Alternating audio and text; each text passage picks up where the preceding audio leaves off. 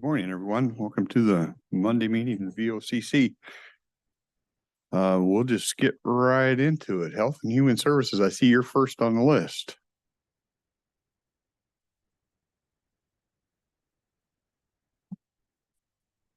Hey, good morning. Gina James, Health and Human Services. I gave a handout out and there's extra copies up here. There was 2 items I was going to talk with the board about this morning. One is the Veterans Relief Fund. I know a couple weeks ago, Commissioner Weber had kind of asked about where we're at with the Veterans Relief Fund services. So we've just put together our 2023 overview of the Veterans Relief Funding assistance provided. So that's what I handed out to you. You can see the total assistance provided was a little over $60,000 in 2023 to 85 veterans in the community. It shows a breakdown of what that assistance was between food assistance, utility, rent, death expenses, et cetera. And then we also are able with the fund to support the rent of certain veteran nationally recognized service organizations locally. So towards the bottom is the rent expenses that we support there. And then on the back, it just gives an overview. It just kind of compares 22 with 23 for the applications that have been processed and the amount of assistance given. So we, at 2023, served more veterans than we did in 2022 with a higher assistance amount as well. So just a little bit of a comparison there. You know what? On this, I see, you know, in 2023, we gave out a little over $60,000. Mm-hmm. We keep having people, the balance in that account is much higher than that, around 800. Am I close? Yes. Yeah. So do we not have the need we think we had, or are we too stringent on what we do? Any ideas? I know I don't know if I want to call it revenue, but the funding that's collected has gone up over the years. So the spending is not keeping up with what's being collected through the property taxes. So I know that that's a factor in it. I mean, can we expand? I mean, are they able to say a veteran needs a wheelchair? Can we do that? Is that part of this wheelhouse, or that would probably, we got some restrictions that there are some policies and procedures that the Veterans Advisory Board approves. So they have some assistance limits within that. So a lot of the assistance has limitations about how often you can access in a 12-month period. So it'll have a funding limit, and it might also say, you know, you can access this, you know, 3 times in a 12-month period up to X amount of dollars. So there are some of those limitations. They have increased those limits. I actually think twice last year increased the assistance limits, and they could certainly revisit and look at doing that again. Yeah, I'd like to paint a different picture. The accumulation of funds, let's put that aside for just a moment and take note that this is a program that is managed by the vets for the vets, and they're in the best position to know how to spend the money. This board, for example, has only asked them in the past to be fiscally responsible. That is to say, don't overspend what they have. And they've done that pretty nicely. So when you take a look at that, in their hands, they haven't spent a lot. And what I'm hearing at the board meeting is a little bothersome to me, because it's the old, here's a pot of money, let's go spend it. Let's go find out who needs it. Well, we should not treat funds like this as trying to address issues where people already have it addressed, either by their own family or other agencies, like in terms of wheelchairs and things like that. I don't know, but the welfare agencies are all over the place. This is really not intended to compete with them. So I don't know that I want to mess with that, but I do want to point out something that I think you, Mr. Chairman, pointed out before. If we can give funds to what in the past you could go into a seaport town and there'd be an old sailor's home, for whatever situation is, some sailors just didn't have provisions for the future. And so there's an old sailor's home.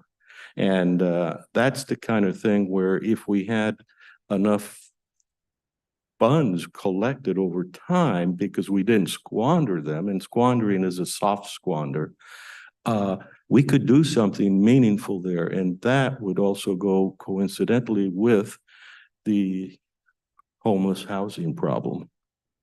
So I would like to discourage us trying to mandate spending or thinking it's a problem. Extra dollars typically is not a problem. Yeah. And I don't disagree with that, Arlen. I was just trying to get at, when a program starts, it probably had X amount of dollars. So they said, we don't have enough to cover everything, so we're going to concentrate on A, B, C, D. And that's all I'm trying to ask. Are we still concentrating on A, B, C, D because we didn't have dollars for E and F? A key issue, well, in the past, it got the Veterans Relief Fund got into the tanker, and then new management came in, and new management always is the key on trying to fix problems. I lost my train of thought. I'm sorry. But so one of the concerns that I have is not in the fact that we're required to collect a certain minimum. Mhm. We have to collect that. But the figures that you've shared with us indicate that for a $60,000 expenditure in assistance to vets, we basically provide $35,000 in overhead. That's what we're spending on those 4 organizations. And to me, if there were another government program that was spending 50% on administration, I would be concerned. We would all be very concerned.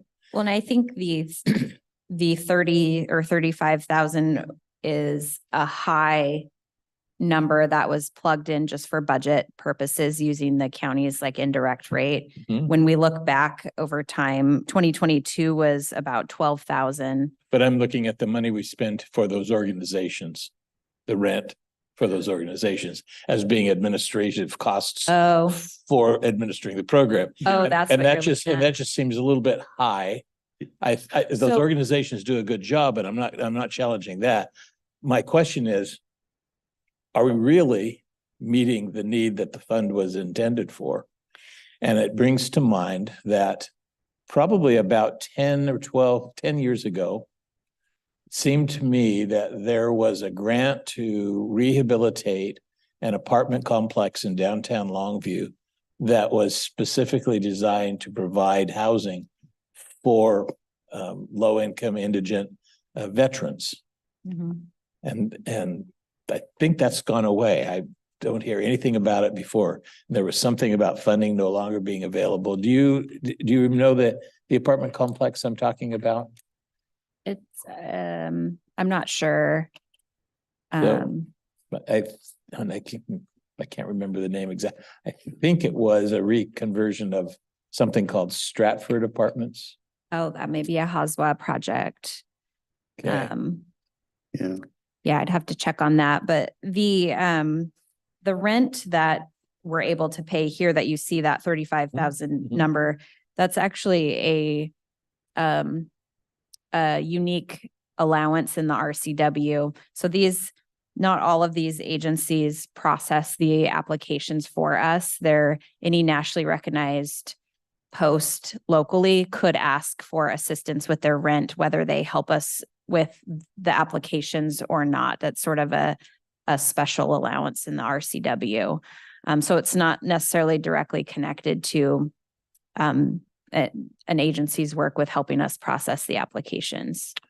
I think we have to be careful of what comparisons we make. I've recited in the past a number which essentially says over many decades, the federal government spent an average of $227,000 for a family of four to bring up people out of poverty. We know that didn't work too well. The point being, though, is that $227,000 didn't end up in somebody's lap and say, here's your family income. It went through hands and hands and hands. If we look here, we're sitting in a nice room and we have the Hall of Justice. Every time we do anything like redo the roof, it costs us an arm and a leg. So that we are spending that amount on what I would call housing of these organizations doesn't seem like something I'd be concerned about. You know, getting back to your, if the funds built up and you were able to do some housing or something for it, I sat on and listened to a group out of Central Washington called Hope Source. I think I might have talked to you about them once. They're basically Cowlitz County, or excuse me, Yakima County. I think Kittitas. They're in that central, and that's their niche. That's where they play.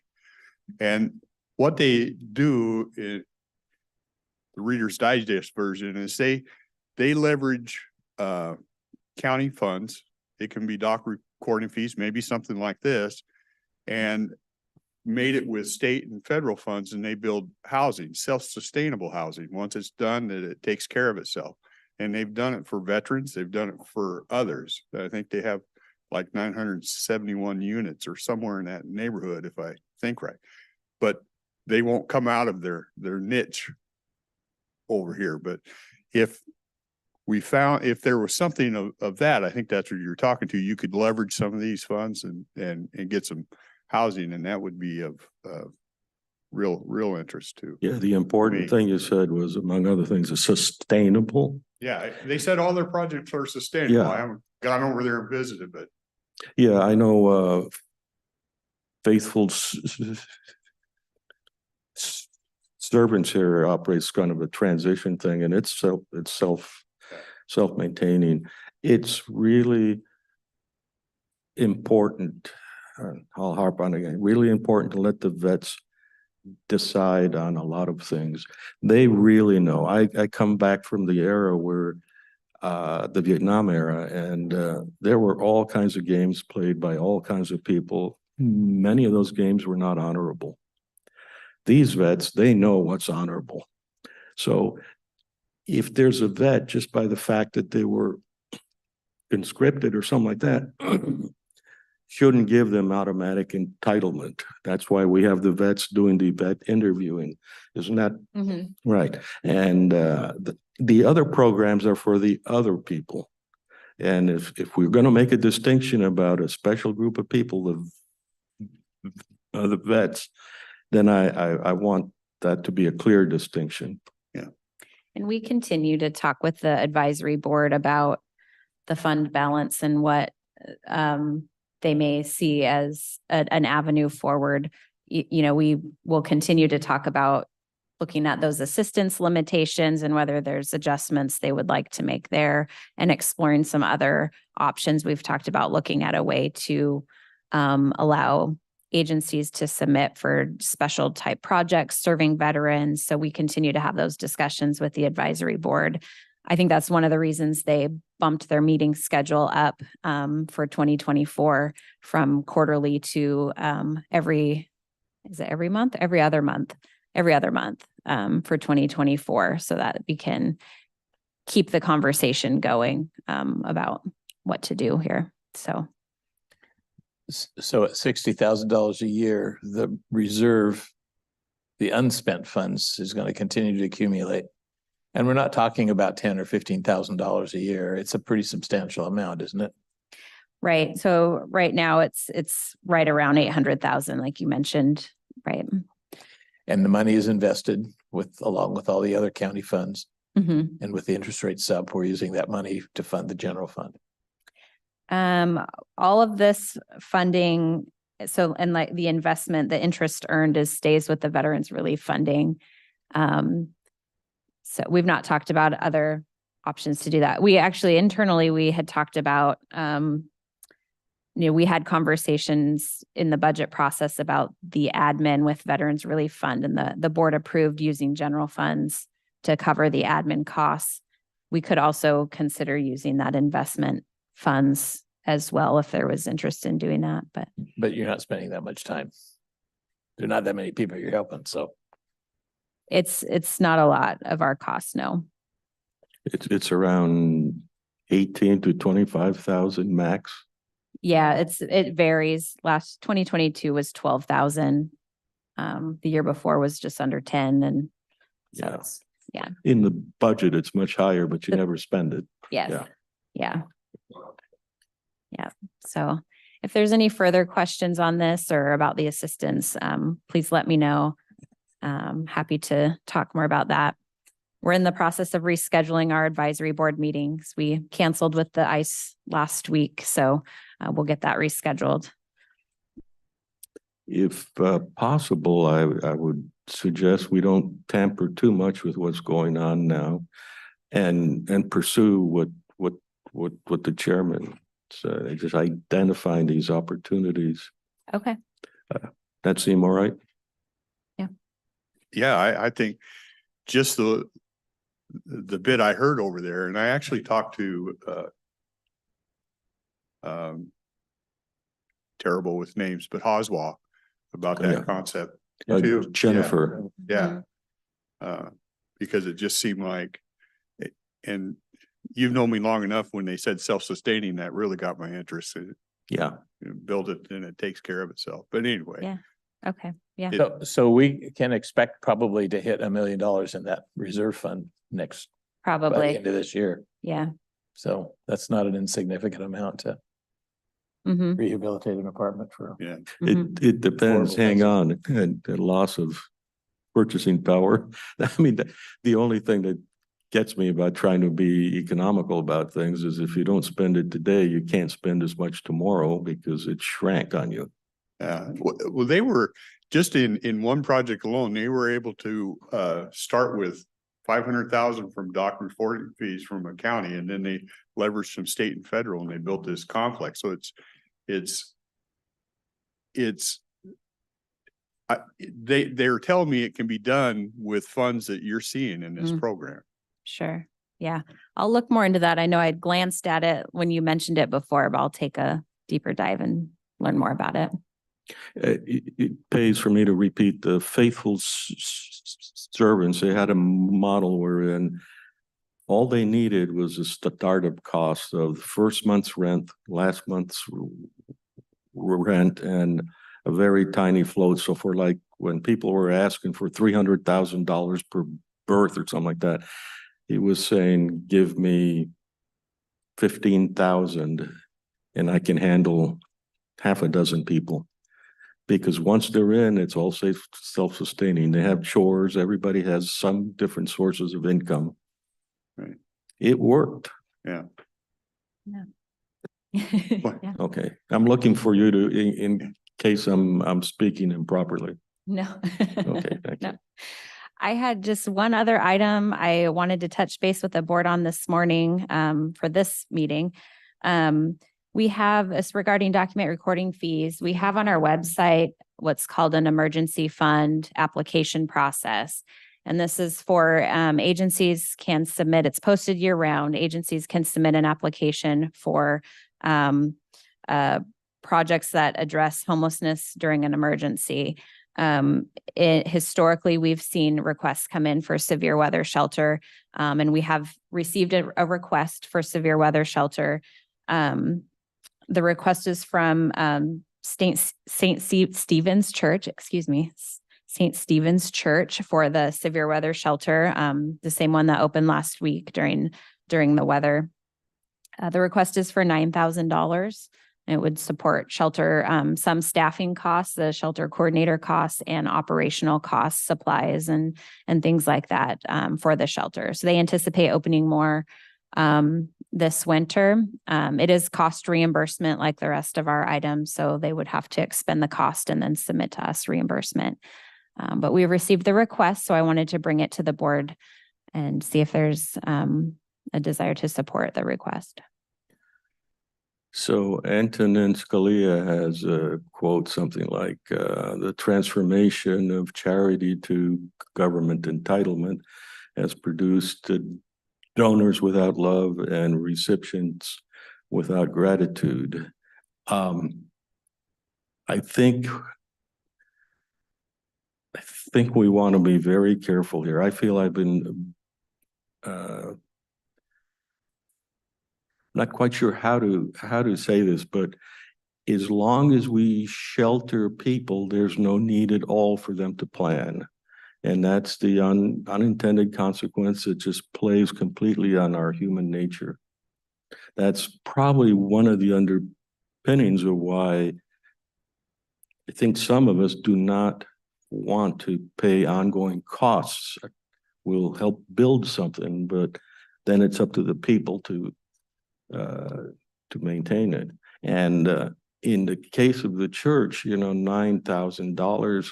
On the one hand, we say it's all voluntary and they're doing it out of the goodness of their heart. Please pay me. I don't see that the church might incur some additional costs in their utilities or something like that if they have to flush the toilet a little more often or something like that. But I just, these requests always leave me uncomfortable. No, I'm not trying to throw grandma off the cliff. I'm trying to tell people it gets cold here, plan accordingly. And as long as we don't acknowledge that, they won't plan accordingly.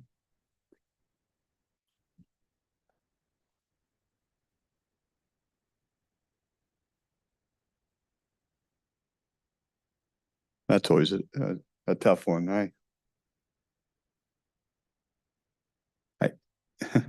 Well, the question might be, will they shut the doors if they don't get the $9,000? Pretty sure the answer is no. So it's, what are the consequences of not granting the $9,000? I know they have some funding requests, a couple different funding requests out, and my guess is it would, not knowing how often they may open throughout the rest of the winter, they may or may not, depending on the funding, that might determine how, if they're able to open or not. So Gina, that is a different church than has operated the cold weather shelter in the past. That's been the previous years. The cold weather shelter has been at the First Christian Church, which is across the street from Kessler School. And it's shifted, so they've shut down that one shelter, or is No, this I the think second? it's still there. Or is this a second shelter? I think this church is just the fiscal sponsor for I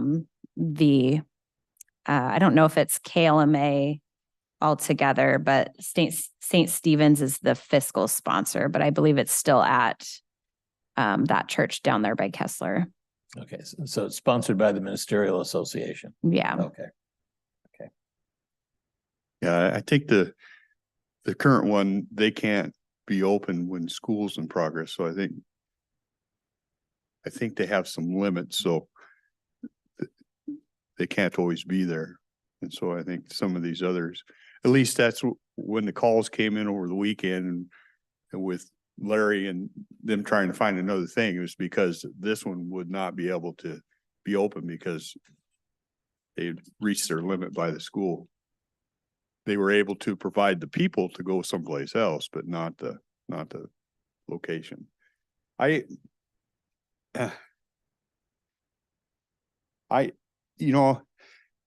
People should learn to take care of themselves. I get all that, but for $9,000, I can't live with myself if somebody doesn't and they're found leaned up against the wall dead on the street. I can't do that. I can't do that. And should they learn to take care of themselves? Yeah. They should, but a lot of them, for whatever reason, don't, and we need to But figure that out. But Arden, I can't, if we didn't provide them a warm place, and I would struggle with that. I, I am very glad that it is you that has to make kind of the call because, on my personal front, I do a lot for a lot of circumstances, but that's beside the point. Here, you are not looking at a person freezing out on the street. You're looking at an organization that says, I provided a service and I want you to pay for the service. So the exact connection between those two is a little bit of a stretch. And if we mean anything at all about being good Christians, we would never turn somebody away. But we wouldn't continue to try and manipulate the system, which is the way I take a look at it. I don't know, $9,000 isn't a whole bunch. I've been in the past with things like with Community House, their washing machine broke down. Frank gave me a call or a call out, so I wrote a check for $500. Could I have bought the entire washing machine at the time? Yes. Would it have been the right thing to buy the entire washing machine? No. Was it the right thing to provide some help? Yes. I don't know what to make out of all that. It's just that if we repeat the same thing year in and year out, we will be repeating the same thing year in and year out. I don't know that I can say much more. Well, Mr. Chairman, if you need a motion to go forward with providing the grant request, I'll make that motion. Okay. I think that's what you need, right? It sounded like when Carol chatted with me, it sounded like you guys already had a fund set up. It wasn't anything that went through us. It was just, We have sort of the process established, but we typically bring the request to the board Okay. for approval. I don't know that we need a formal motion, but an approval from the majority of the board for us to move forward with supporting the request. go ahead. You got your direction? Okay. Was that a yes and a yes? That's Okay. Yeah, I'm gonna have to. Okay. That's a good spot you're in, isn't it? Okay, those were the only two items I had for this particular meeting, and I'll be back later on. I got a quick question for you because I keep getting the DocuSign. Did Oh. last meeting, did we take care of the hen thing? Is Yeah. that, You keeps probably sending- keeps sending probably me the got another DocuSign. notice. I think we had to resend it, the DocuSign. We're trying to, I know this is kind of a new process, so we're trying to work out the bugs. So you may have gotten another request in DocuSign. but this is something the whole board has Yes. looked at and seen Yes. and done. Yes. Okay. And I think we authorized him to sign on our behalf. Okay. As often as it takes. I just, I'm just not always clear on, like, I got a DocuSign today on the Blake decision that just came to me and Well, and sometimes when we're working with the state partners, sometimes they'll include the board and we don't know that they have. That's what happened earlier it got sent directly to Commissioner Dahl and we went, hold on, it hasn't come to a meeting yet.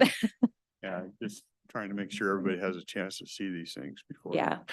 But it's good to be careful because for some reason or other, I'm on the books someplace as being the one who has to sign some document. And I always go through the board and our attorneys because Yeah. You got on the list for the opioid settlement? Is that what it was? Or was it the Blake I decision? think it is the I opioid think it's settlement. the, I think yeah, you're it's on like- the opioid. I got one today. Why would they pick Arn to be the opioid point person? I don't know. I don't know, but my arm's itching. Thanks, Gina. Appreciate your time.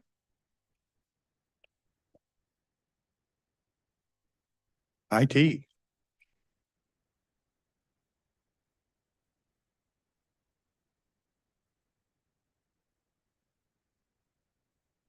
Good morning, Commissioners. Kim Hort, IT Director.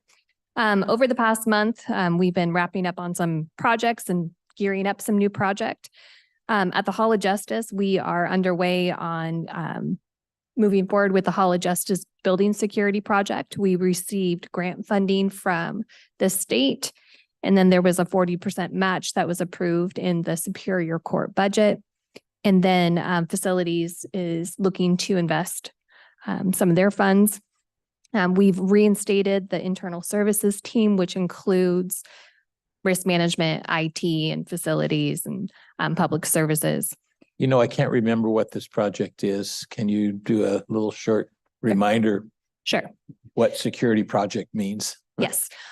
So this is grant funding for court security. So it applies to the Hall of Justice building, where we are addressing critical security needs such as exterior doors,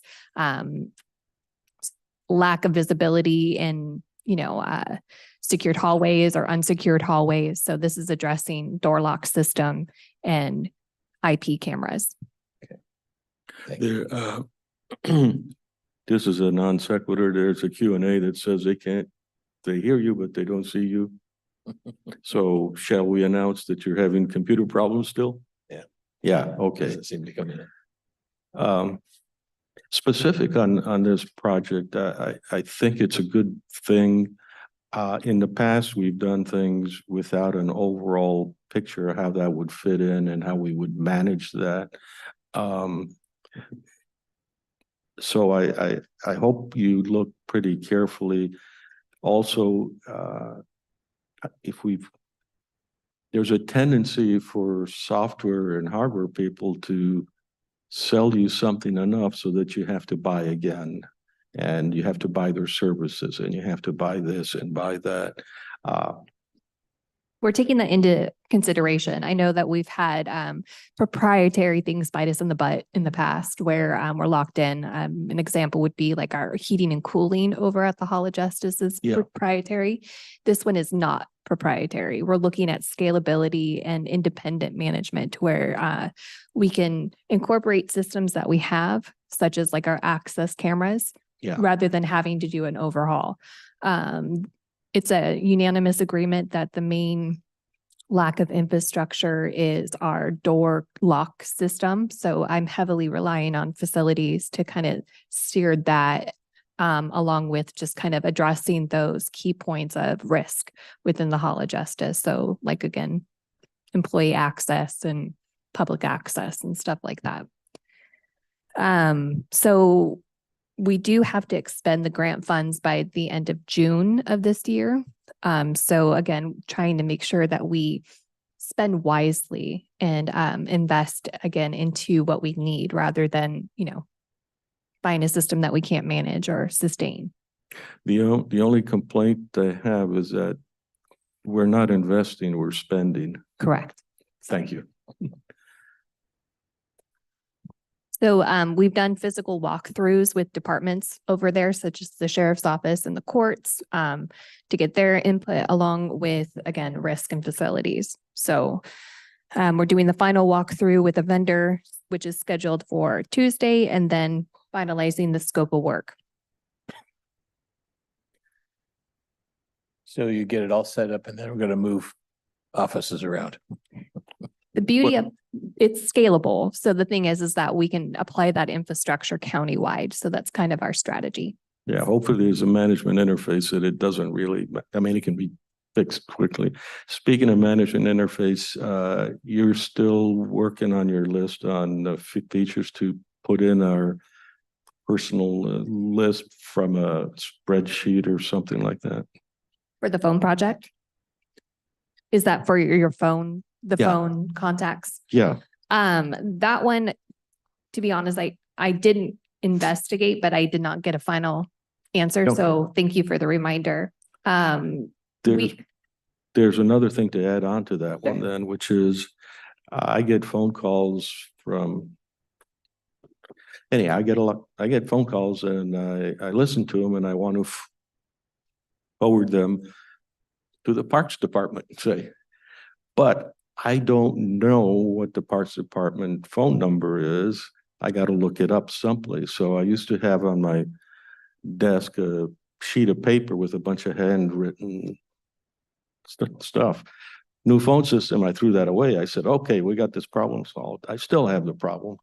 So I don't expect the solution overnight or anything like that, but that's another thing is where if I want to forward a message, tell me the number that, or let me put in a name or, you know, something like that. We've got all that capability and I'm surprised for what we paid, it's not included in there.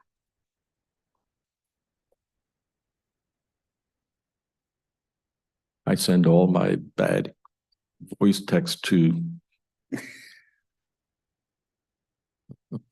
Alyssa.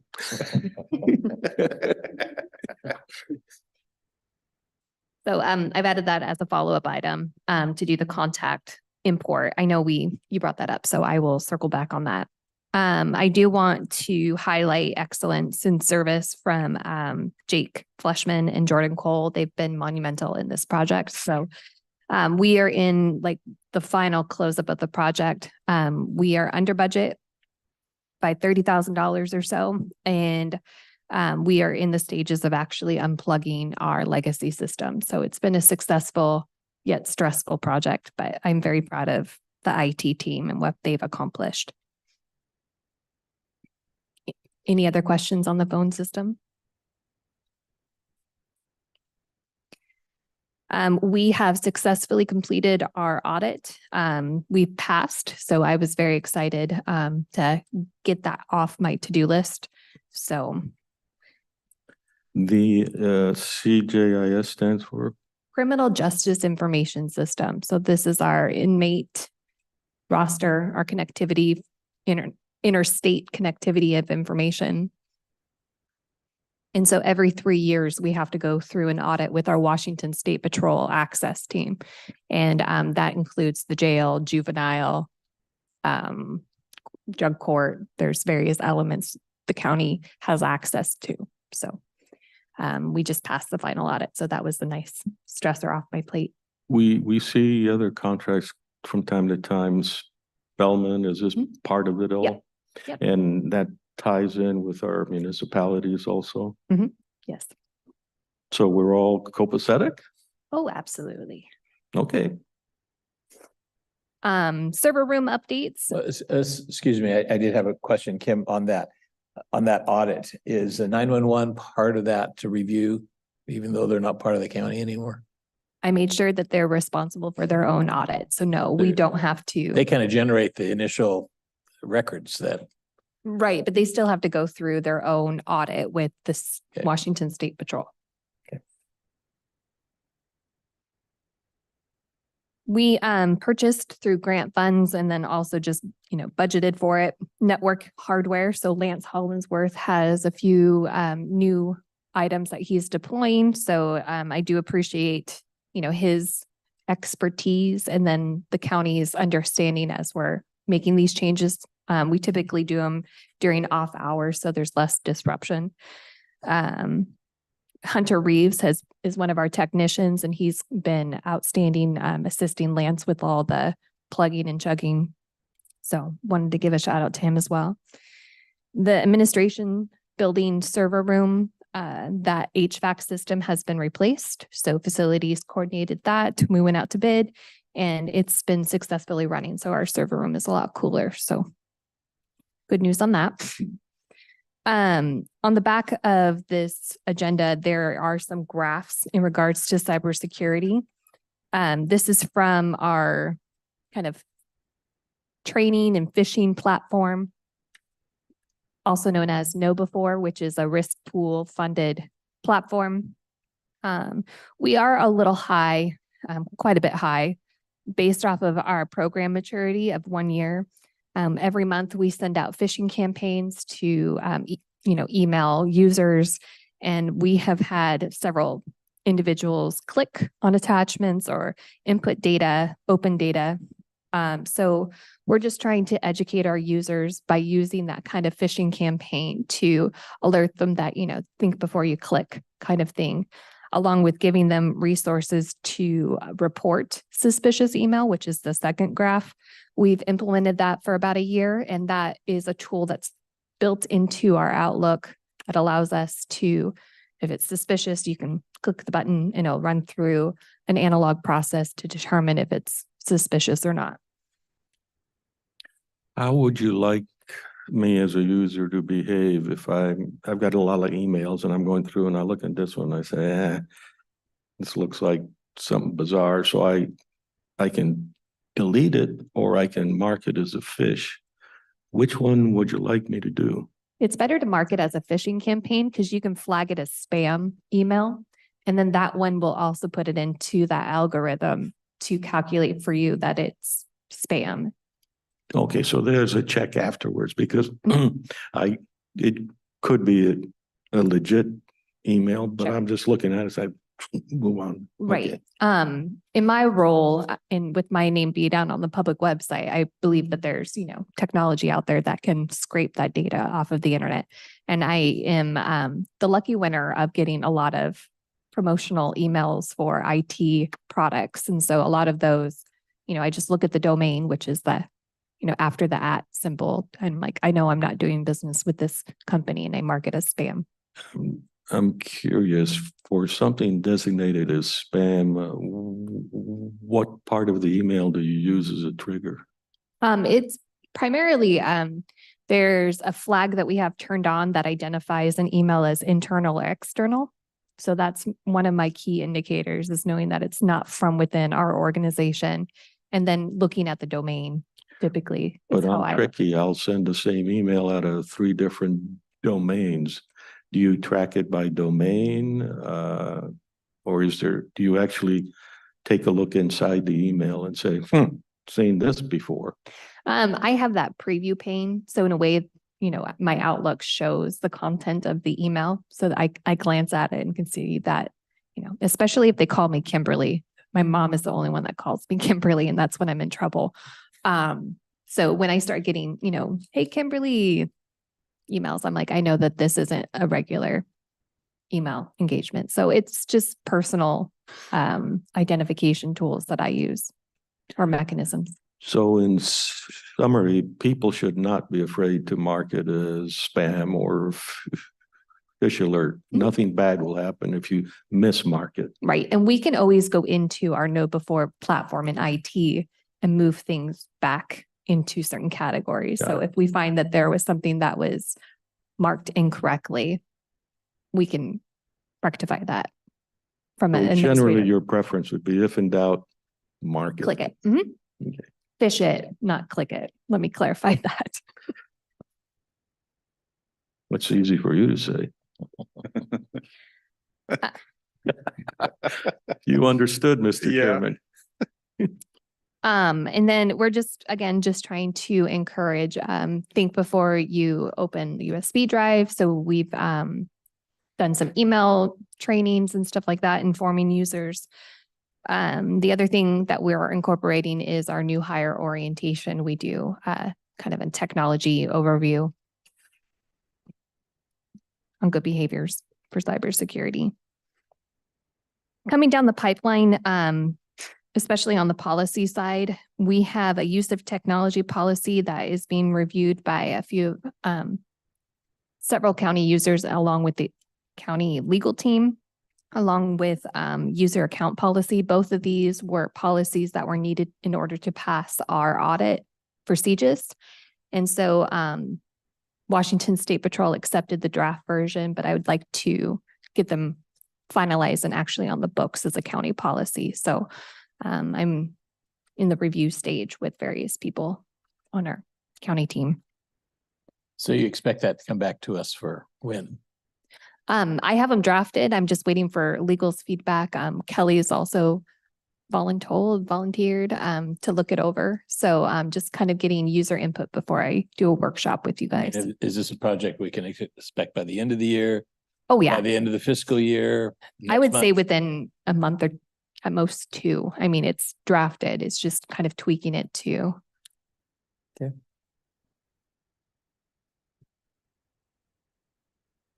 Comment or just smirk? It's when you say voluntold, I think I got to learn that technique with this lady. Yeah.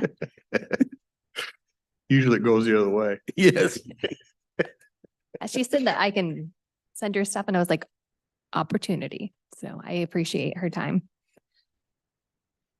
And then we're also trying to develop some procedures and consistency within the IT team. So we're working on refining some of our processes, such as like, how do we do a particular task within IT? And, we have 4 people doing it. What's the most efficient way? So kind of taking the lean approach of our business processes and building out some procedures.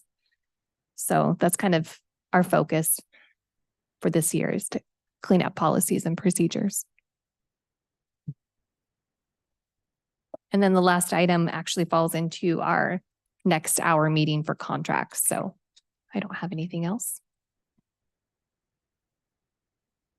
Do you have, are you thinking about having interns over the summer? Yes, And that's already in the works then? slightly. We do have In the works. well, I'm communicating with the gal that we hired last summer, and she has a lot of opportunities, and I asked her to keep us as a backup plan if those don't come to light. But we typically start advertising, I believe it's in May. Is this the time when I say something that I probably said a dozen times? I would go talk to LCC and get friendly with the professor that is roughly involved with what you do, and say, do you have a top student or 2 that I should talk to? Yeah, I was working with the IT director, but he has since resigned from LCC.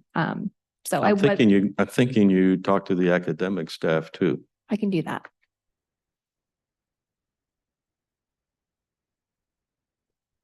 Okay. Okay, Thanks, thank Kim. you. Parks and Rec.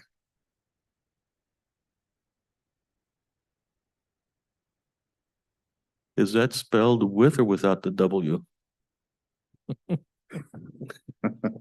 This particular one without. Good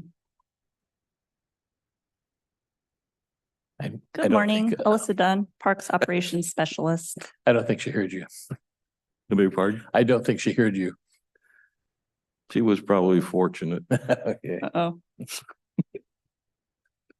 All right, so today I was going to update you guys on future grants for this year and projects that we're doing. And then I was going to go over the revenue that we've had from Riverside and Harry Gardner reservations.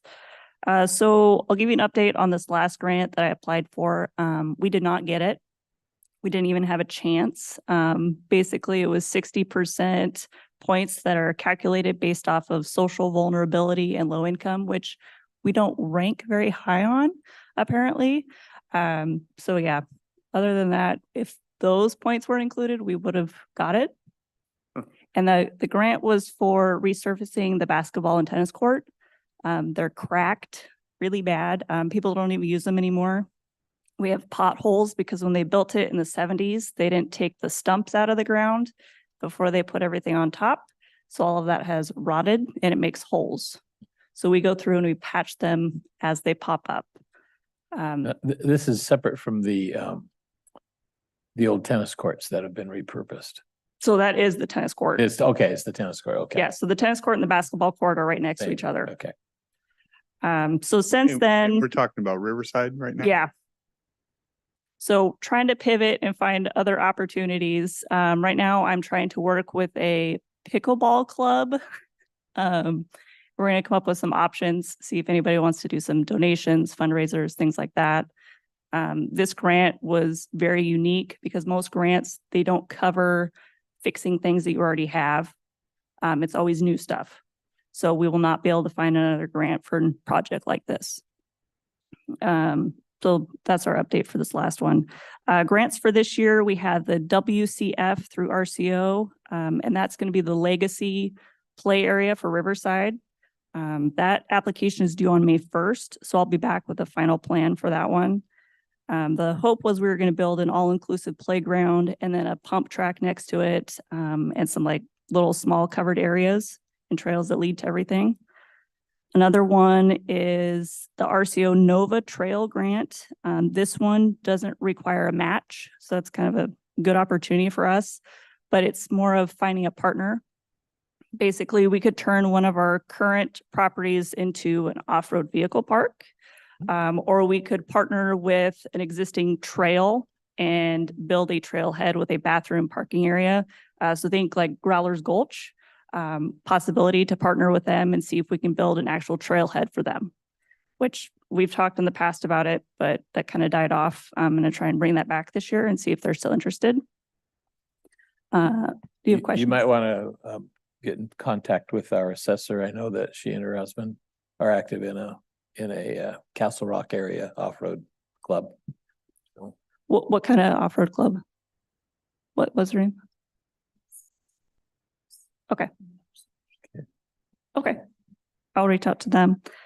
Yeah, along those lines, there's a group of rather enthusiastic and spirited and people out of the Cougar area, and they've managed to press all kinds of changes that we've agreed to on the positive side, but they've got a stumbling block right now because the laws are such that the speed limit has to be, the max must be some number. And so I have a picture that if we're going to do a trail of some kind, there's probably a 2-mile trail we could do, a little spendy probably, to bypass the state highway there where we simply are unable to change the speed limit. We're bringing it down. That would solve a lot of problems. And I think if you did that, they'd build a statue.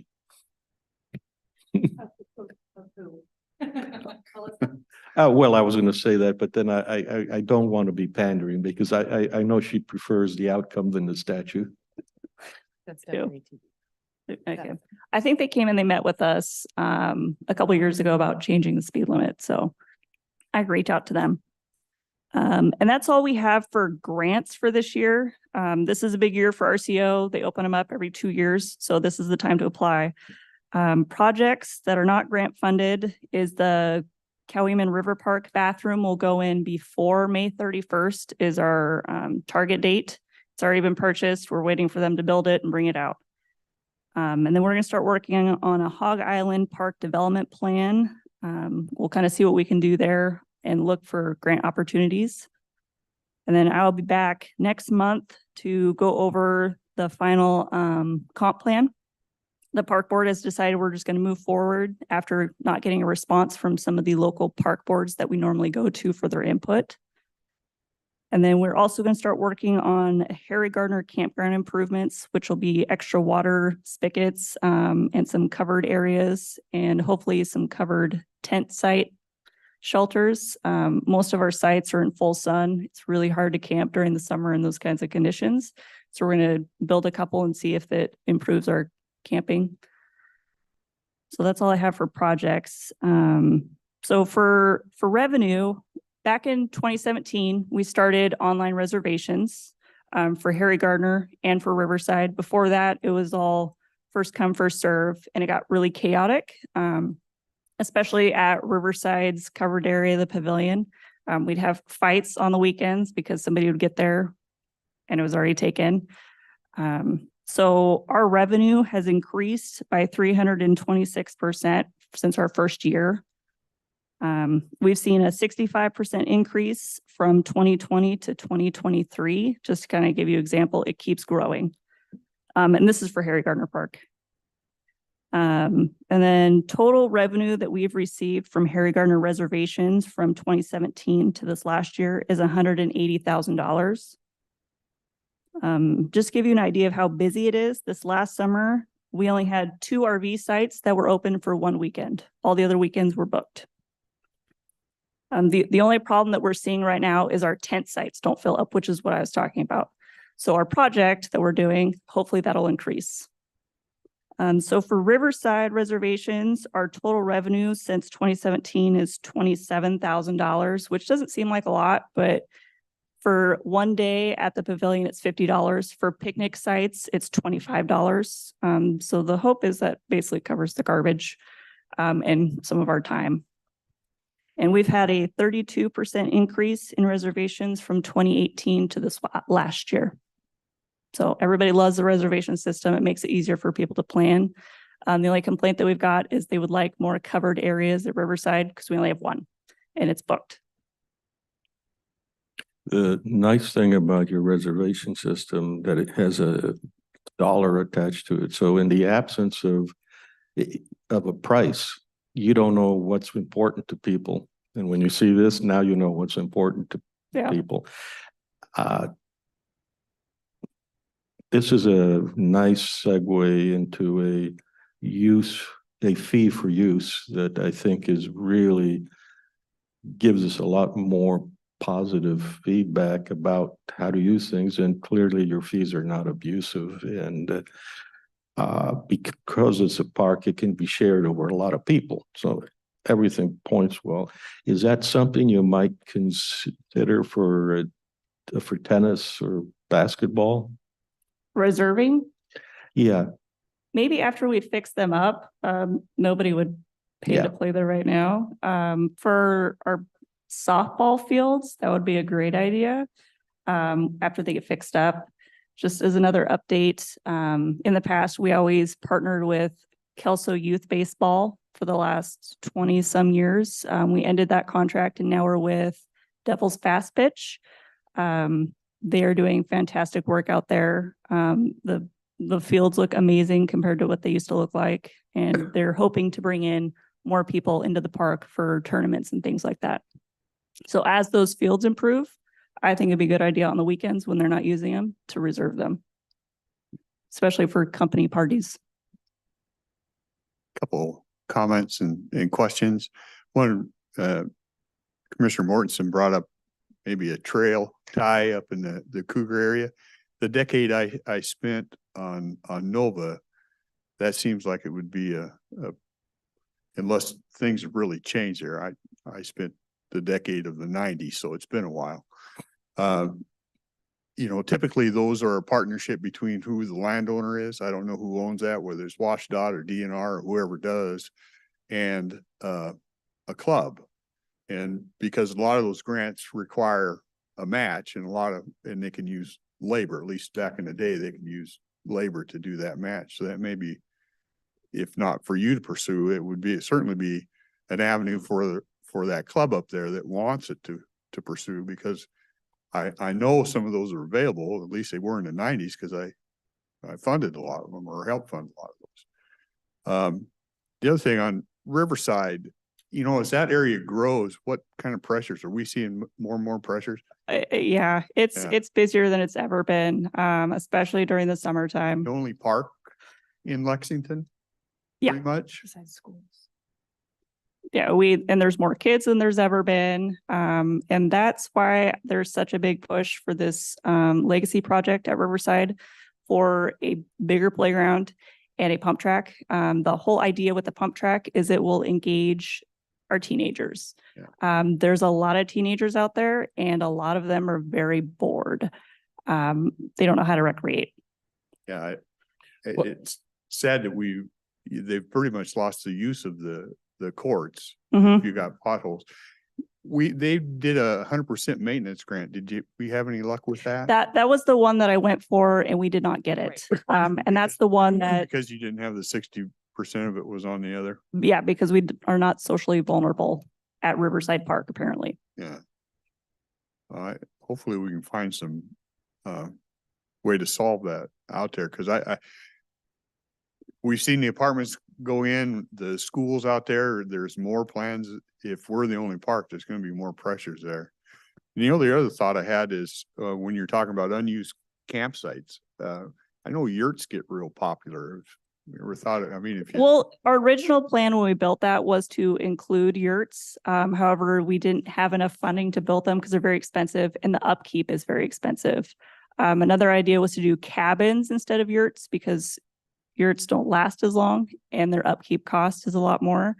talking like a little KOA cabin Yep. type Mhm. cabin. Yeah, so small. And the downside with those is staff time to clean them, which currently we do not have. So if we built those, we'd need more staff just to take care of them. Gotcha. Question, how much do you think approximately would be needed to refurb the tennis court and the basketball court? So we went for $100,000. And that was, we got a bid from Lakeside. So that was to resurface them. And then it would be to paint them because you have to use And- special paint. Yeah. And so you're saying that it would be 100,000? Yeah. And that does not include our labor to do the painting or anything like that. That's just the paint materials and then the resurfacing. You know, the reason I'm asking, right? Yeah. Do we have a chance here? I say we try and use whatever funds we can scrape up legally.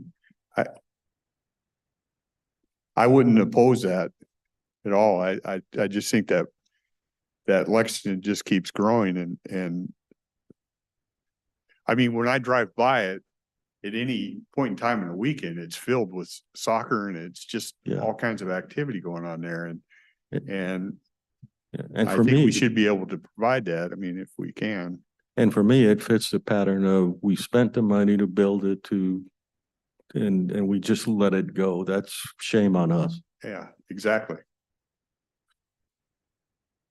So What are you referring to? I'm not sure I understand your question. Well, you said you know what I'm talking about. I don't know what you're talking about. He does, but I trying to don't. trying to get the money from the general fund, from ARPA, from Public Works. Just someone is going to find us the money. Yeah, and we can work on that. I know we have some sub projects for any leftover ARPA funds that we would consider like the revenue replacement side that don't have as many, I guess, strings attached, for lack of a better word. So this could be one of our optional projects to bring to the board once we realize what we've spent in ARPA, what's remaining. I just heard a volunteer. Yeah. Voluntold? No. Kathy, in her finance committee meeting the other day, she's going to be in on Wednesday and talking about the rural facilities district. And it has pretty strict rules of what that does, but the interest earned on that account is more flexible. And so I'm just writing down, that'll be a question for her on Wednesday. The funds itself are pretty strict what they got to be used for, but the interest it earns is a little more flexible. So maybe there's something, because I agree, if we can find something, I think that's fairly important out there in Riverside. Well, I would suggest that the improvements include a designation of certain hours in the day for veterans. There's a big fund we can dip into for that. Your We could name it. colleagues looking for, he's. Yeah. And this project is so recent that we could get this done by the end of the year if money was available. Because our bids that we did were back, gosh, I want to say like October. So, and the plan was that it would start this spring. So I don't see why we wouldn't be able to get it done as long as we got on a Lakeside schedule. I think the direction is, if Savannah, if you can find the funds, we'll take a look at it. Do it. Okay. Yeah. Great. And that's all the updates that I have. Question. How are we doing on golf frisbee and what's the conversation on the dog park? A dog park. There's been a conversation on a dog park, but we haven't made any progress or plans for it. Is there a demand for a dog park? Lexington people are divided when it comes to a dog park. There's half, they don't want to see a dog park, and then there's a couple people that would like to see it. I can see a need because during the wintertime, I do see people that come in with their dogs and they use the softball fields, which will have to end soon now that it's going to be competition fields. But I don't think there's as big of a demand as, say, Longview. And the golf? And so disc golf, it's died down now that we're in the off season. The plan was to partner with the club that came to us in the first place to finish the tee pads. However, they've kind of stepped back a little bit, and we're going to try and charge ahead in the springtime and see where we can get. I didn't understand that. I'm sorry. So the only thing left to do for that project is the tee pads. So where they stand to throw, they would like to see concrete squares. Yeah. Which they're still playing without them. It's not mandatory, but it's just an improvement. But the baskets are up, the course is there, everybody plays it. And that's the kind of thing you do under reservations also? Ooh, no. Would you like to see it reservable? I'm stuck in the sense that I'd like reservations because it does help organize things and keeps it from going chaotic. But again, it also gives you a potential estimate of what the demand is. So you step out of line, you stepped ahead to put this golf park, this frisbee golf out there. And I still have no idea if it's 2 people who were pressed heavily or it's 300 who are organizing, and there'll be tournaments there. So next time I come, I can bring some of those numbers. There is an app that people use as basically like a map. And it basically shows you how many people have been on the course to use the map, which I mean, that's something. But I can tell you that it's busy. Every other week during the summer, they have, I don't want to call them tournaments, but it's like the club gets together and they all play, and there's probably 40 to 50 people there. And then on the weekends, we always see somebody playing. Good. I mean, even when it's windy, there's always one person out there. Not sure if that's not why. Well, if it's 2 a.m, it speaks loudly. Lights on every, oh, never mind. Whoa, that's expensive. So when you talk about partnering with other groups, is it a true partnership, or are we expecting them to spend the money? We're not making money available on a matching basis, are we? Are we talking for like the Nova?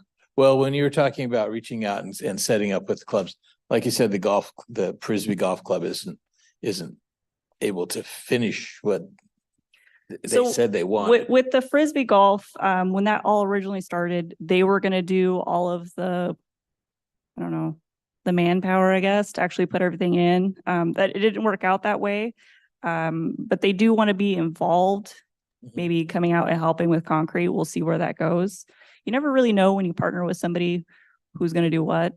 So we'll see. But like with the Nova grant, there will be no match required. Yeah. So, nobody's really fiscally responsible. It'll be more up to them because they will have more of an idea of what that trail needs. Well, one of the reasons that I asked is that I know the city of Longview has a neighborhood parks matching grant program that they make something like maybe $50,000 a year that's just available for groups to apply to on a matching. They have to come up with 50%. The city kicks in 50%. Right. So it's park improvements, and that seems to work. The amounts are modest and doable, and with a little extra money tie-in, that sometimes is the extra oomph that the volunteers need to say, oh, yeah, we can get this money if we get our act together. Yeah. The idea is great, but that would require that we have extra money sitting around, which currently we don't. But most people, when they get excited about a project, they call either one of you or they call me, and then we go from there. I usually try and accommodate most groups when they're looking for something in the park, because it gets done when somebody's excited about it.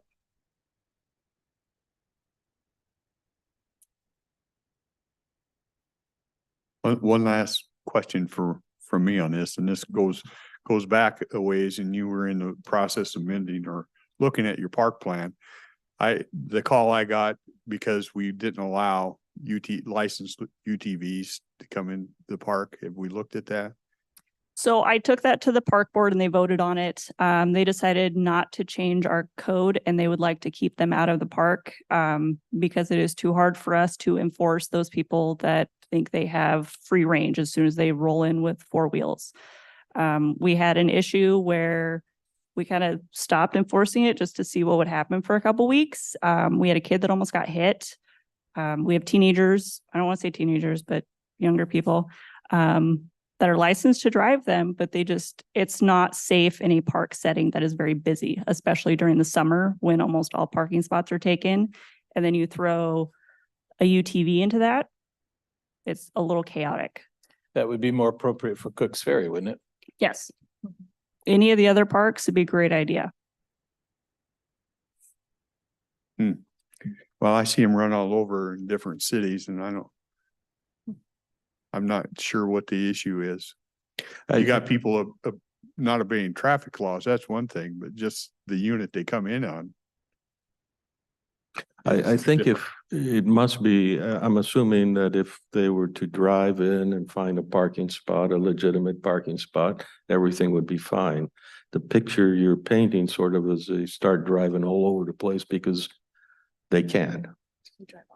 Some of them drive off road. Some of them think that they can drive onto their trails, which is chaotic. They're not supposed to be on there, that makes us the police force trying to keep everybody safe and running around and saying, no, you can't drive there. I asked the park board and that's what they decided. If you want me to take it back to them, I can. Either way, you're in the position to be being the cop, right? All the time. Yeah. Well, if they took their Honda Civic and drove across the deal, they get in trouble too, right? Exactly I mean, your You're point. talking about behavior that's not right. I'm just talking about machine that gets you to the park. If you operate the machine like you're supposed to, it's I'm not an with you. issue. I agree with you. Yeah. Yeah. Okay. When I get those calls again, I'll Except send them on your way. Maybe a Subaru's okay. Subaru, yeah, I think they're eco-friendly, so you're good. Not if they're on an unapproved trail, right? Okay, Thank you. thanks. Thank you. We need to close out, start again, or we can just keep going. Okay. So we'll move into, it's past 10, but we'll move into the consent agenda items.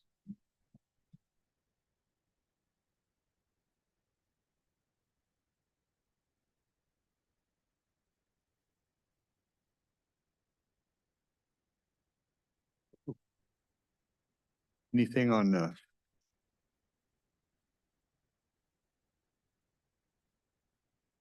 we have. There you are. I guess yours are yours the first two? Property tax, yeah. Yeah, okay. Yes, Deborah Gardner, Cowlitz County Treasurer. We have a couple affidavits that are on the consent agenda. We do this every January. It's an RCW that we present any refunds that we've issued throughout the year. And then that's one of the affidavits, and the other one is uncollectible taxes. There's certain properties, personal property, businesses closed, they've up and moved, and we've tried to collect the taxes. And once they're uncollectible, we present this report to you once a year. So we just wanted to let you know that's on the consent and answer any questions if you have any. How much is the value of the refunds?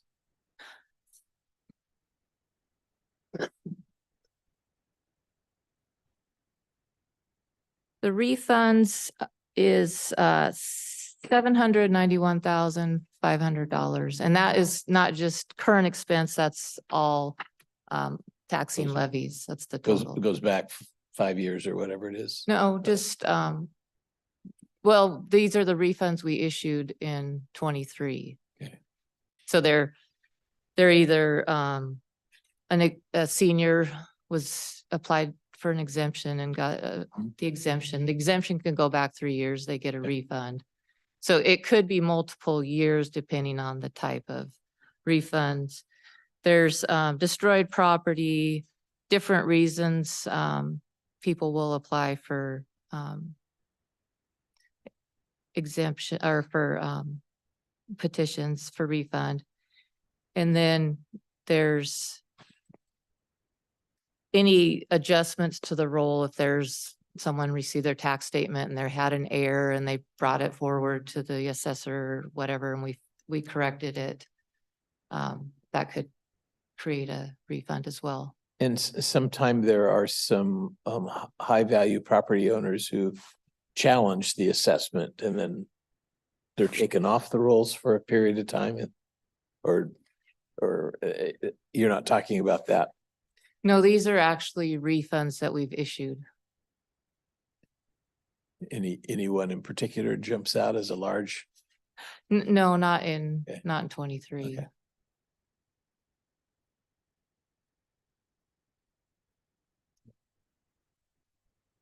All right. Okay. Any other questions? You got item number 2 is uncollectible personal property tax.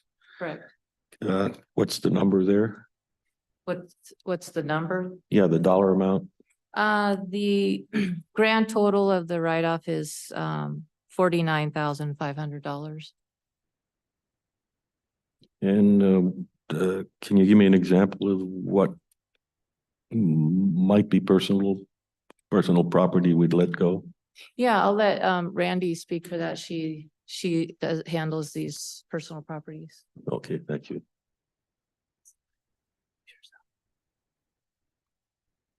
Randy Goslin, Treasurer's Office. So we have a couple of different types of personal property on this uncollectible listing. Manufactured homes are considered personal property for tax reasons unless they've been title eliminated to the real property. Business assets, equipment, and things that are used to run a business. We see a lot of abandoned RVs out in the countryside. Is that, are RVs on the list? No, RVs aren't taxed as personal property, But manufactured homes are. but manufactured homes are. So what you'll see on this list is manufactured homes that have been removed or destroyed. And the assessor's office may have come in after the fact and seen that it was removed. And we don't know where it is, but it already has taxes levied against us. So we do our best to try and track down the previous owner. And sometimes that's just not possible. Businesses that have closed, they up and move all their equipment out of the place, and the assessor comes in to do an assessment, sees that it's been moved. We do our best again to track down the previous owner and collect those taxes. And once the account's been deleted by the assessor because they've determined it hasn't been there, and we do a couple more rounds of trying to collect and we have no success, then it makes it to this list. So if I owned a manufactured home at some point, the condition and circumstances might make the price to value the home be so low that the that the personal property tax is higher than that, I just step away from it and the county has to chew all that. So these are manufactured homes that have been removed or destroyed. So they're not abandoned. Oh, okay, thank you. Yeah. If I guess I don't see very many of those after the fact that they're abandoned. This list is typically the initial generating of this list is based on accounts that the assessor has deleted. So they've determined that the property no longer exists in Cowlitz County. Okay, I'm still a little slow in figuring something out. So at the beginning of the year, or right the last day of the year, my manufactured home blew up. It no longer exists. Mm-hmm. I paid my 2023 taxes, let's back it off a year, my 2022, and it's now 2023. I don't owe any tax on something I no longer have. Is that a number that would be included in the 49K, or how does that number enter? So the situation that you're talking about would probably fall under destroyed property, like a responsible taxpayer. If their manufactured home was destroyed somehow, they would come to the assessor's office and fill out a petition for destruction of property. So the taxes would be adjusted accordingly. If we're talking about here about I own a manufactured home, say it's in a park. It could be on somebody else's land, lease land or whatever. And I just up and move it without notifying anybody. But it still has taxes owing on it. So when the assessor goes out to make the next assessment, whenever that is, when they're actually physically inspecting the property and the manufactured home no longer exists there, it's been moved, then they will delete the property from the rolls, but any previously levied taxes are still remaining due on the account. And that's what we're removing. Well, I'm not sure if what you're asking, because the taxes that we're collecting were levied on the property on January 1. So even if it blew up on December 31st, they're going to owe that year's taxes because they were levied onto the property on January 1. Yeah, I'm trying to figure out, is that $49,000 something that was imputed or actually was paid? I don't know. I'm confused. I can talk to you offline on that. That's just the value of the property that's removed from the total assessment roll, right? That's not a It's the refund. total taxes Yeah. that are being, not the value of the Written off. property, but yes, Yep. it's the total taxes that we assessed to a taxpayer who owned this property, and we are now unable to collect them for reasons. They're as actually- And what's probably, well, what's important to me has something happened to make this out of line, or is this pretty typical? I mean, my memory is about 50,000 is pretty Yes. roughly pretty typical. There was that much. There was nothing extraordinary about the numbers Okay. when we ran this report and prepared this for you. That's a pretty tiny percentage Mhm. of the total Yeah. property rolls. So So one more try. So that's the owed and accrued tax. And the accrual stopped the day that the home exploded or disappeared. Yes. Okay, thank you. I understand now. Okay. Okay, All right. Thank you. Thank you. Yeah.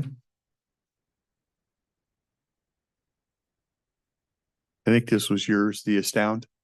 Yeah, okay. I wasn't sure what order I came up on the list, so thank you for calling me forward. Tomorrow I have before you a multi-year contract with Astound. This is kind of a two-part where this is addressing our master service agreement for 5 years. And then there's also a service order for our internet. So Astound was formerly known as Wave, formerly known as Cascade Networks. So we've been conducting business with this enterprise company for about 15 plus years. So this is just kind of building that inner agreement, that master agreement for the 5 years. It's gone through legal, so the terms and conditions meet their needs. And then the service order is actually saving the county $200 a month. And we're actually getting more for our money. We are upgrading to a 2 gig connection rather than a 1 gig. So we should see better internet speeds. And then just kind of 32 IP addresses for Lance, which is the /27.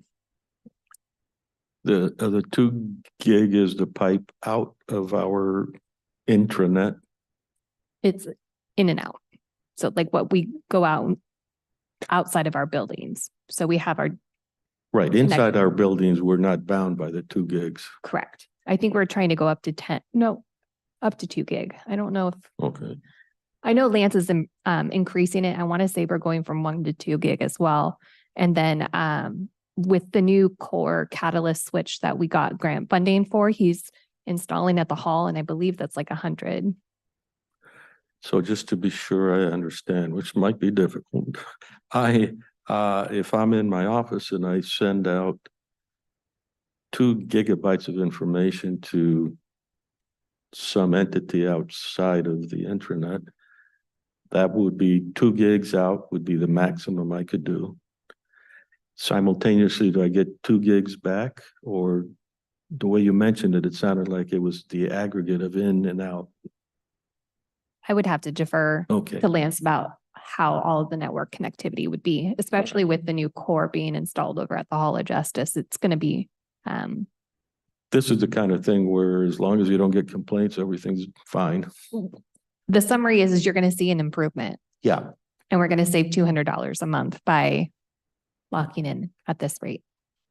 Will we actually see a difference because all we do is emails? We're not emailing the 2 gig. That's a bit of information, are we? It depends on all kinds of things in the aggregate. So your email won't amount to a hill of beans, but when you add 500 other people's emails of varying sizes, maybe. But I think it just would show up in the latency. And Like, would you see a difference in Zoom? Zoom might be. Yeah. Yeah, that's I a would say good it's more point. for like streaming, where you're going to have larger packets of data and more frequency of data going across the network. So like Sometimes media you'd be on a streaming. Zoom and it'll lose connection or do different things. I don't. Yeah. I think that might be at Zoom also. You can imagine they've got to have a pipe that's. Yeah, I would. Yeah. And then it also depends if you're actually plugged into the network versus streaming through like a wireless access point. That also can impact your streaming. Yeah. But- Back. Yeah. So that's all that this contract is really establishing, is the master service agreement, and then allowing me to engage on an upgrade to our services. We're adding another 5 years to an existing 15-year relationship. 15 plus, yes. Mhm.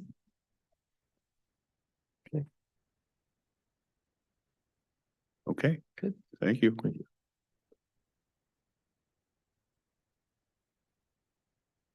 It looks like we have one motion item tomorrow.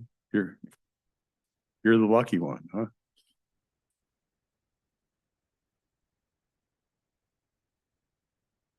Yes, thank you. We have one motion item tomorrow. This is a contract with the Division of Vocational Rehabilitation. We workshopped this a couple weeks ago at a December work session. This is for a program development contract with the state for a program called School to Work. So this is sort of a get to know the program, see if it's something we want to fully engage in. Here, we anticipate down the road, the state will reach back out for a service contract. That would be the pass-through portion to providers if we have developed the program here locally.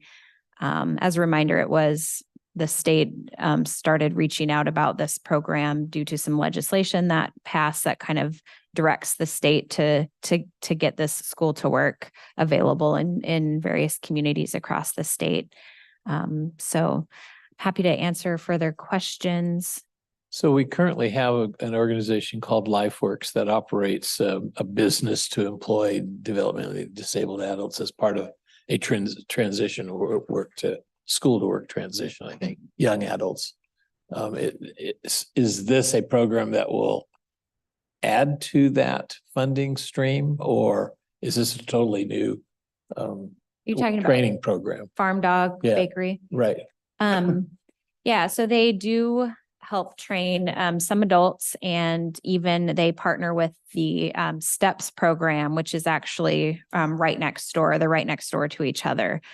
So this particular School to Work program could potentially partner with Farm Dog Bakery to enhance the training opportunities. That could be a potential location, for example, that some training occurs for this particular program.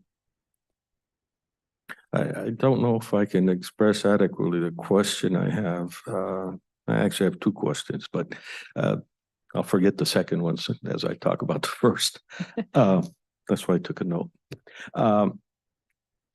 If we look at organizations like, I'll use national defense as an example.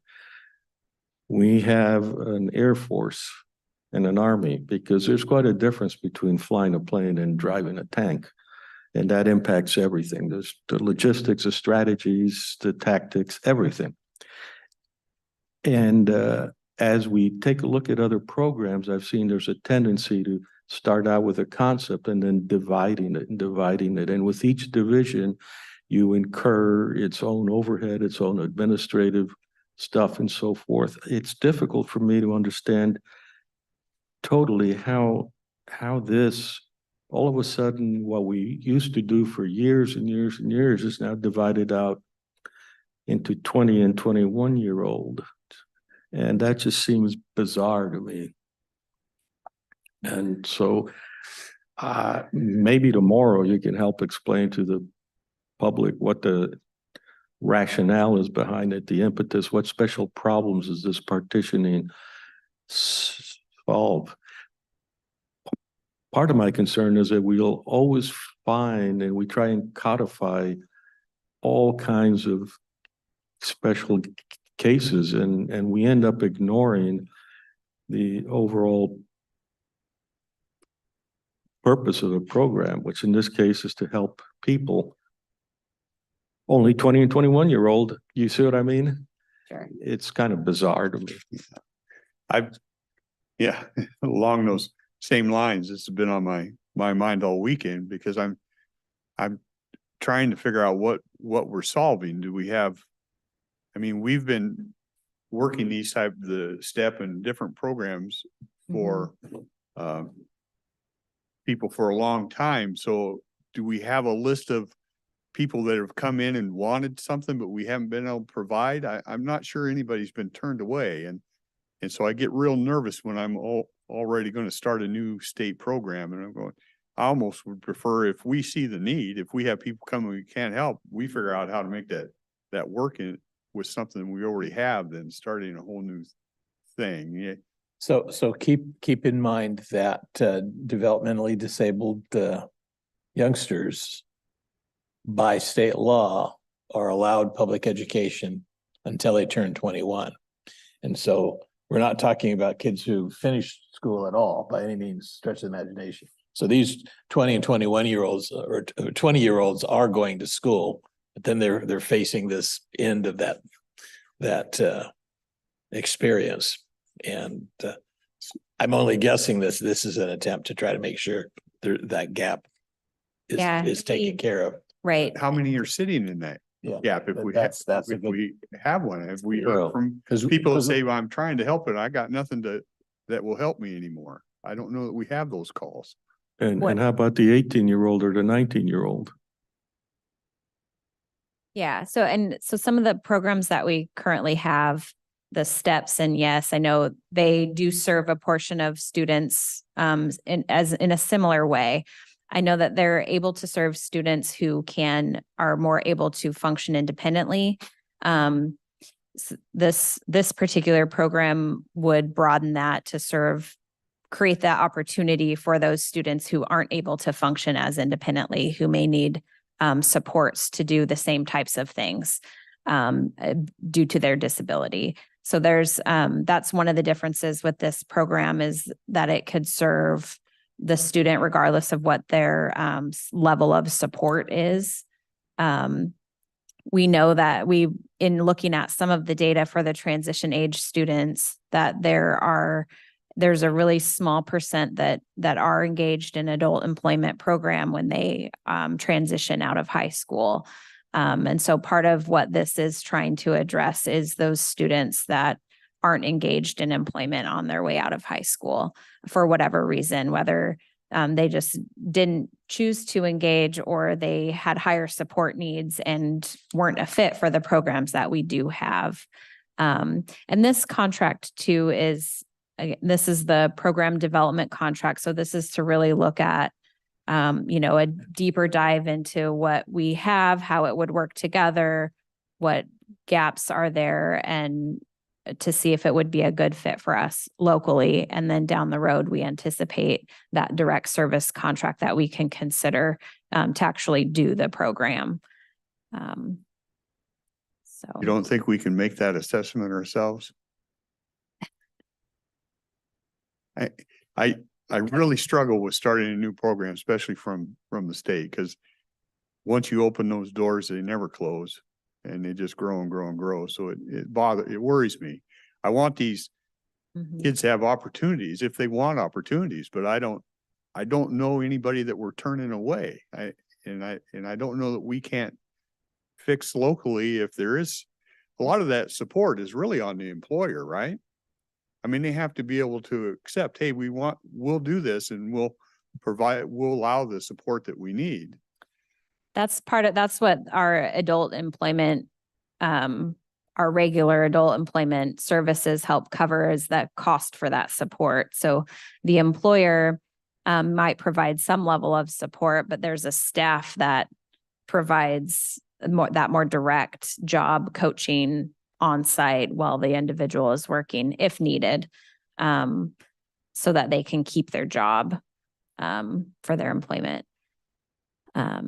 So who would be the local expert that could maybe share with us if there is a need? I mean, or is this just something that comes through the magic of their formulas? We're entitled to this program, so they're going to create a program to spend the money, or have they identified? How do we like Rick is asking? How do we know there's really a gap? Yeah, well, I mean, kind of twofold. There was legislation that passed that directed the state DVR office to create this program to make sure that this program is available statewide. So there is that directive. We also, in looking at some of the transition data for just Cowlitz County, see that there are students not engaged in adult employment. And again, we can't really see why they're not engaged, but what we know is there's typically 10 to 15 transition age students that leave high school each year. And we've seen, just 2 or 3 of them maybe engaged in employment services after high school. And again, I think this is a way to try to fill a gap of the programs we do have are able to serve students that have lower level of supports or are able to function more independently and don't necessarily, they can't serve students who have a higher level of support need. So those students aren't able to have that same opportunity to engage in employment as they're transitioning out from high school. But we could invite in, if the board wants to learn more about this, we could see if one of the transition programs, would like to come in and share information maybe from the STEPS program or something like that. Because it could be a personal choice that they don't work anymore, or It could be. it could be a personal Mhm. choice. And if we know the number that's graduating and we know the number that continues on to work, then we should be able to contact the 12 that don't. And why are we not doing this anymore? And if it's personal, I just, for me to buy in another government program, I really got to know that there's a need there. And I'm struggling with that. I'll be honest with you. I'm struggling with that. No, I appreciate that. And I appreciate this opportunity to have more of this discussion, because we could certainly hold off and invite others in to share some more information who do some of this work now. As I mentioned, the STEPS program, and they can share some more information if the board's interested in hearing that. Yeah, I'd prefer to get deeper into it. I'm just, what I'd really prefer is what we already do is how do we just tweak that to cover these kids without all of a sudden the state sending us more program mandates and nonsense. Yeah. The program development side is kind of one piece, but the service side, I mean, we have our state contract for our adult employment. So the next step with this for the direct service contract is that same service support, but for students who are under 21, that 19-20. Our adult employment program can only start after they're 21 or after they graduate high school. So there's that piece, but we can certainly we can kind of pause and get some more information. Yeah, I agree with the chairman. There's always difficulty. We suffered greatly over the past several years with the experts on COVID, and experts on education haven't helped us out at all. So I think we need to be a little more self-reliant. I get no comfort out of making a decision and then saying, well, I was misled by the expert. It's still incumbent upon us to understand what the expert is saying and see if it really holds true. One of the difficulties I've had is many of the experts we have get paid by the system for which we are questioning. And there's an evident conflict of interest. It may not be immediately traceable into dollars, but it may be traceable into the eyeglasses you wear. I could give some examples, but I'll pass. However, I did have two comments or questions, remember, and I got the first one out. The other one is more for the board, and I'm struggling a little bit with the purpose of this meeting. And don't misunderstand me. I think this meeting is working out quite nicely and is quite useful. But I don't want to. Part of why we're doing it in the public is so that the public can see and understand the discussions.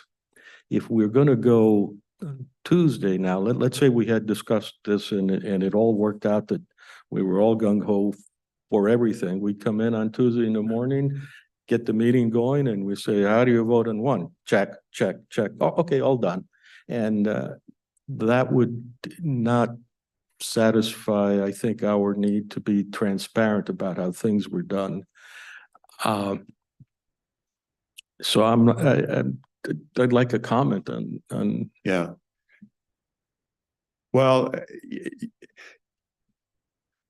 I think I hear what you're saying. We need to maintain openness and not just rubber stamp stuff. And I try real hard to do that. These are difficult ones here because you get beat up. Well, the commissioners don't want to help these people, and that's totally not the case. What I want to do is make sure that we're doing it in the right way, and if there's a need, and that it can be supported.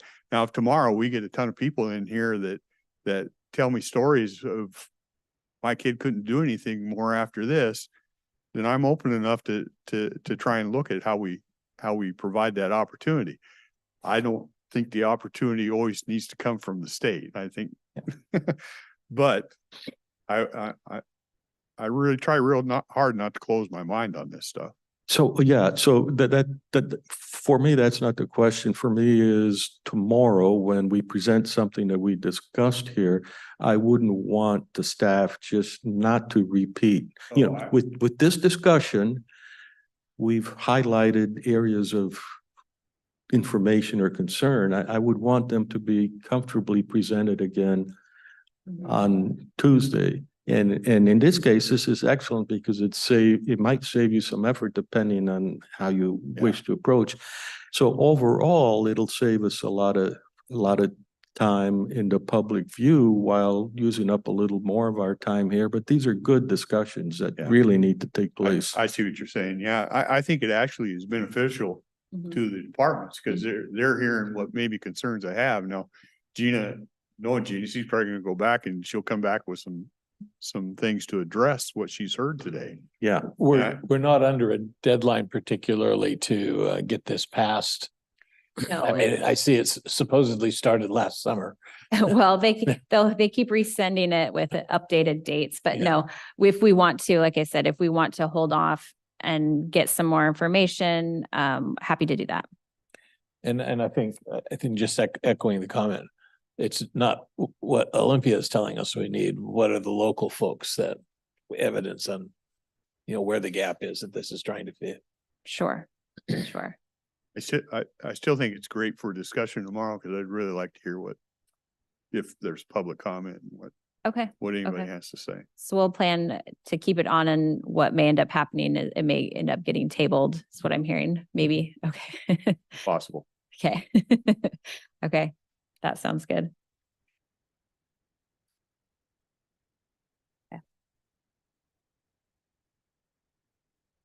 Okay. Thank you. I think we're down to, are we down to? Human, do I have, let me ask real quick, because I know we have some public in here. Any public comment before we head into human resources and stuff where we have executive session? Okay, Jessica?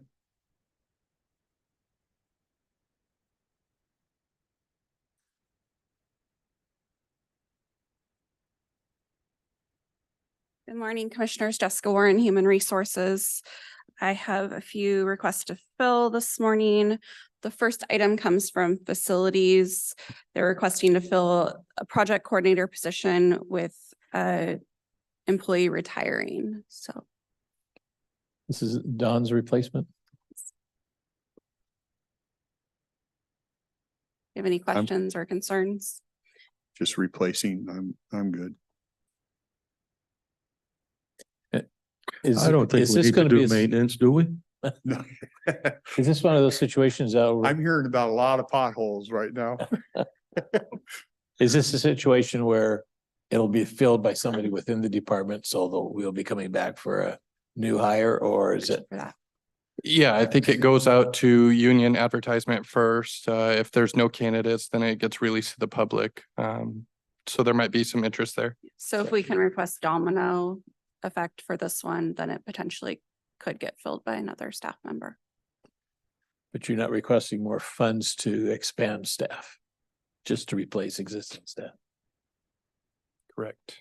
And probably at cost savings because a senior employee is left, so they're, you'll replace them with somebody a little bit lower on the salary scale. Correct.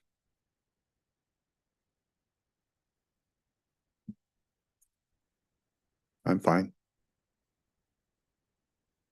Okay, thank you, Commissioners. Thank you. Next item I have comes from Noxious Weeds. They're requesting to fill one of their field inspectors. The employee resigned and her last day will be this month. So this is a full-time inspector position. Jennifer, haven't seen you in a while. Good morning, Jennifer Mendoza, Noxious Weeds. We are You have how many inspectors full-time? we are staffed for 2 inspectors full-time, Okay. and one of those positions has just become vacant. It's a replacement. I'm good. Everything's working out in the budget, right? Yes, And you aren't exhausting all the weeds, so you still have stuff to do? there's plenty of weeds to find. Okay. Just had to be sure. Thank you.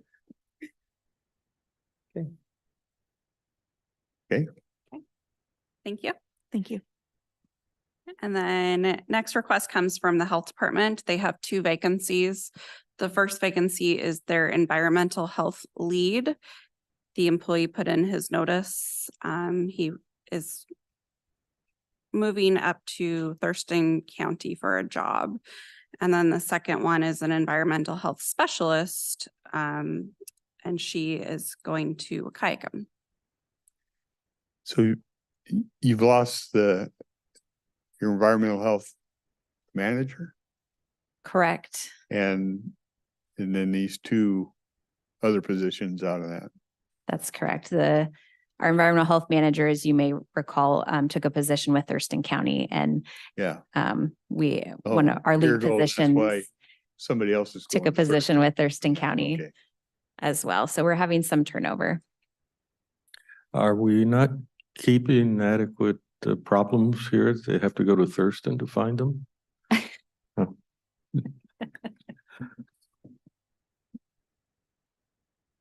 So we have 2 going up to Thurston.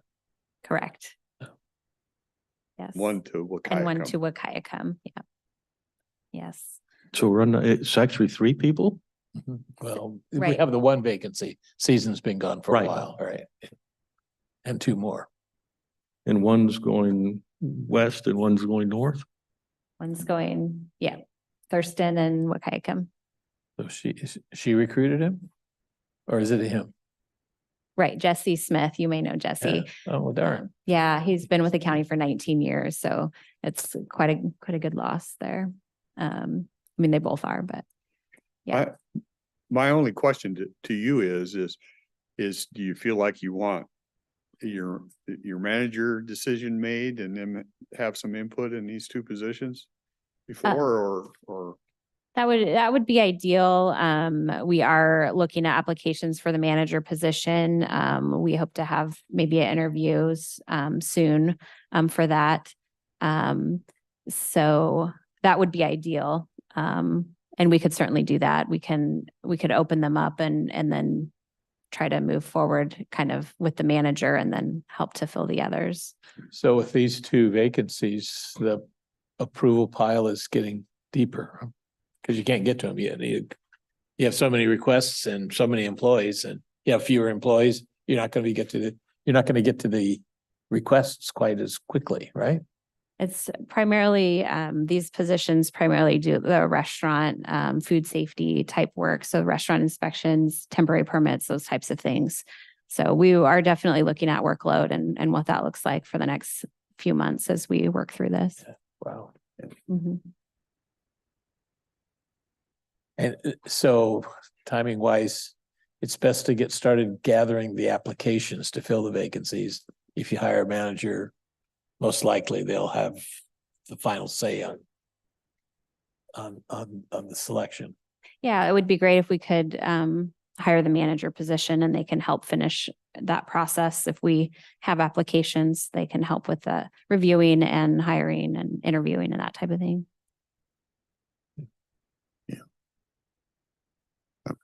Yeah. A quick question, who's going to do the hiring of the manager? That would be you and who?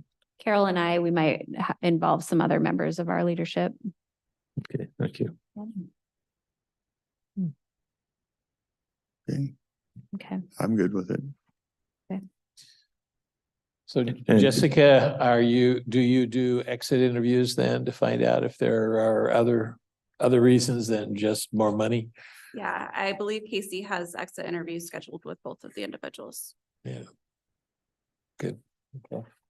Yeah, and just along those lines, sort of, Jessica, I'll always continue to emphasize as much due diligence as possible for the senior level spots.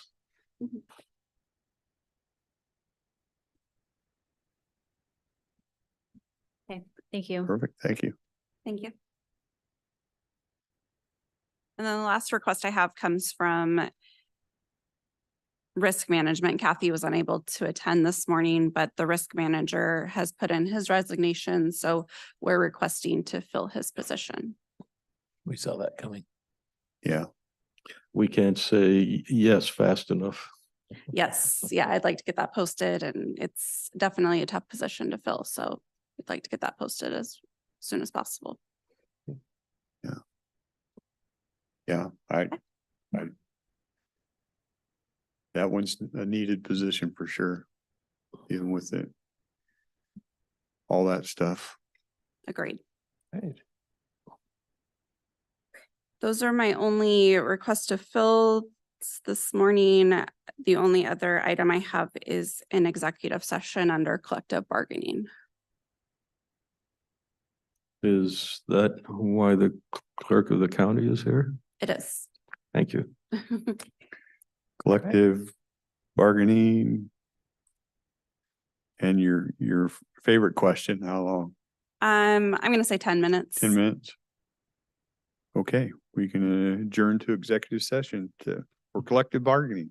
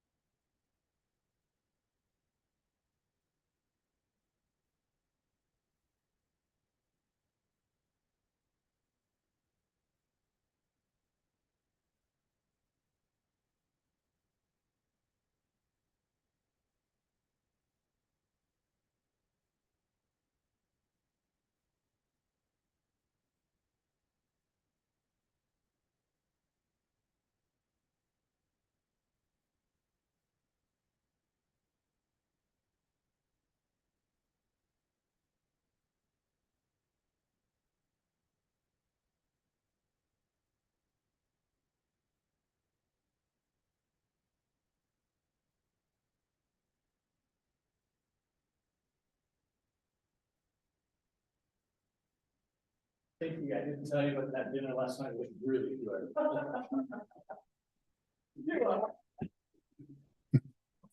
Back from executive session, no decisions were made. Any miscellaneous? I sat in on the finance committee meeting the other day, and I might just, it was a year ago, we went with that group GPA. And over the period of time, they set some goals for what they wanted to do. And one of the goals, and I'll just kind of tell you where we are. The goal for keeping liquid was like 35% liquid and 65 other. At the end of December of this year, we were at 32% and other. So they've almost worked and got that one taken care of. We like it. What's the definition of liquid? They have access to it right away. It's held in, Right, that one is clear. What's the other one? The other it one must be tiered. The other one will put it in treasuries, agencies, corporates or munis. But the corporates and munis are pretty limited. Well, and we don't invest a ton in that. So they're liquid right there also. I mean, any of those securities are negotiable on a daily basis. Yeah, well, you can, yeah. Okay, I think I know what you're trying to say. It's okay. And they concentrate on 1 to 3 year issues. They want the duration right around the benchmark is 1.35, and I think they're real close to that. A little under that. I think they're right around close to a year. Book year yield at the end for December 31st, 2023 on our whole portfolio was 5.1. Net of fees, it was 5.4. So that's pretty decent.